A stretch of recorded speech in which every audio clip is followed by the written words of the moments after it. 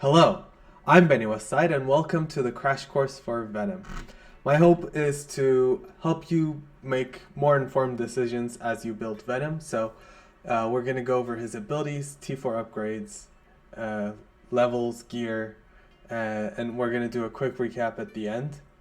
Now that we've seen Red Goblin's kit, it's much easier. You're going to see me be more comfortable with what I'm saying and be a little more confident in my advice to you. And I will link the graphic for Venom's Crash Course in the video description.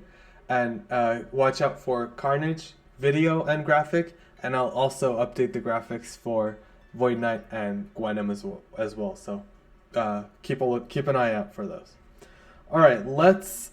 I love starting with the abilities. Let's start with his passive, Symbiosis. On turn, he's gonna heal for 15% of his max health. Apply defense up to all symbiote allies for 2 turns. This is fantastic. When an enemy, this is especially fantastic because his speed is incremental and he keeps gaining speed bar, so he takes a lot of turns.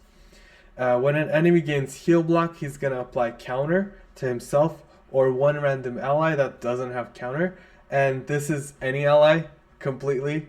You could use him with your secret defenders and give them counter, and on their ISO attacks they gain charges, so you're building or say you're cycling through their charges much faster.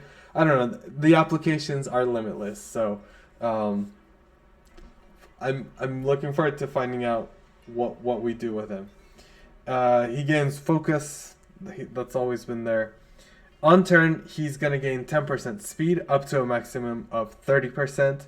While he or any Spider Reverse ally has counter, they gain 15% crit chance. I think for him especially, this is a very, very essential upgrade. And then overall for the team, I think it's still very, very high value. First of all, he's giving crit chance to the team. Second of all, him being faster is to your advantage. He keeps taking turns. He's a beast. So I will call this an essential upgrade. Go ahead and do it. All right, let's look at his ultimate. He gets both on his first turn, so it's up to you depending on the case. Attack primary and adjacent. Apply heal block. Offense down. Both for 2 turns. Spread all debuffs from primary to adjacent. This is undodgeable. That's great. And then the T4 upgrade enables him to clear all debuffs from himself and the most injured ally.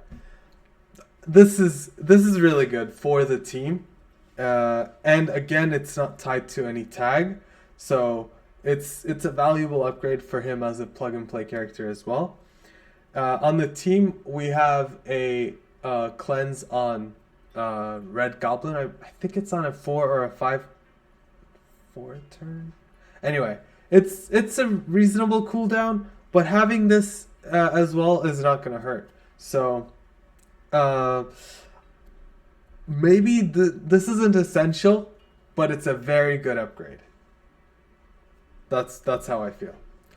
All right, let's look at his special. Attack, primary target, apply ability block for 1 turn, heal block for 2 turns, and then 3 bleeds. In raids, he's going to bonus attack the primary. Again, this attack is undodgeable. The T4 upgrade lets him add an additional stack of bleed, so that's a lot more damage. And then in raids, he's going to prolong all negative effects on primary by 1. Again, this is very high value. I don't think it's super essential. The way they work in raids, most of the time you're going to get to that character again 2 or 3 times before they even take a turn. They just compound the speed and the debuffs. So this prolonging isn't something you're going to need, but it is nice. It's nice to have. It's tied to raids. But it also increases the damage of his bleeds. Just a quick reminder, the bleeds that an ability applies, the strength of those bleeds depend on the character's damage stat and the abilities tier. So going from 6 to 7, those bleeds are going to do more damage. So this is a very high value upgrade. It's not essential. Okay. Maul. This is basic, attack primary, flip 2 positive effects, apply bleed, apply heal block. Again, this is not dodgeable. And then the T4 upgrade adds more damage, but it also gives Venom 20% speed bar. And this also applies to his ISO attack. So as a striker, he can double tap with his basic and gain 40% speed bar. Or he can follow up any of his other attacks and gain 20% speed bar. Or, because he gives himself a counter, or, you know, he gives his allies counter. Anyway, it's often that he has counter. On his counter, he can also gain 20% speed bar. It's fantastic. This is... I think it's essential. It's like on there, you know? It's not... just taking more turns is great. So, I don't know. To me, it feels essential, or at least very, very, very high value. So, definitely recommend it. And that kind of brought up the topic of ISO. I think he's a striker through and through. Gaining speed bar on his ISO attack, you can't beat that. Especially on this team, this is one of the better ISO attacks. So, striker for Venom. I don't think there's necessarily any other choices. In fact, I personally went ahead and did blue ISO 5 striker on him. I had him 4. We were doing a fight in Crucible, so I did the extra, but I didn't regret it, and, you know, I did it willingly. The 2 diamonds, I didn't upgrade myself. I pulled that way before his upgrade, way before his rework, actually, so I got lucky.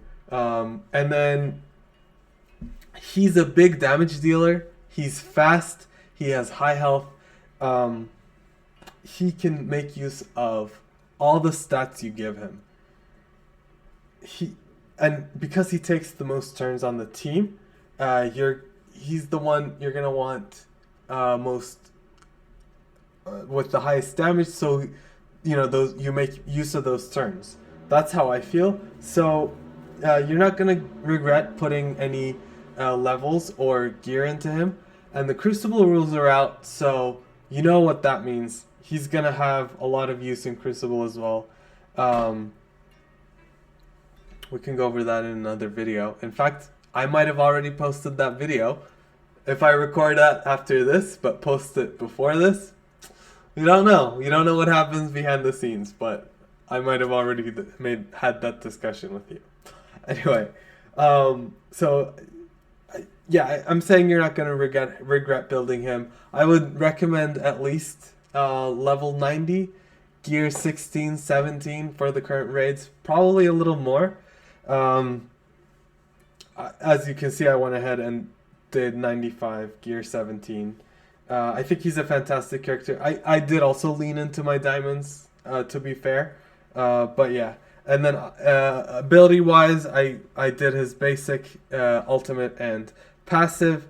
This prolonging didn't seem all that necessary to me. That said, those bleeds are tempting.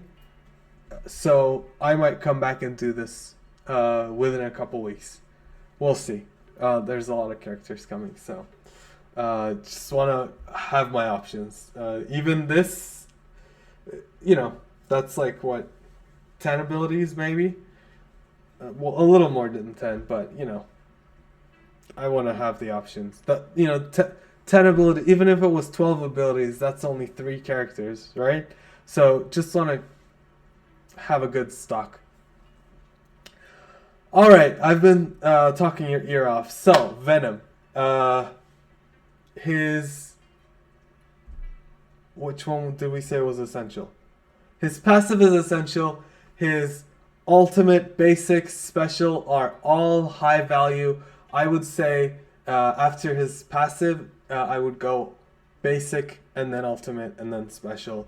And then ISO-wise, striker all the way. Gear-wise, or level plus gear-wise, 90, 16, 17. Do what you're comfortable with, and take note of how much of this you have, because it's a rare resource.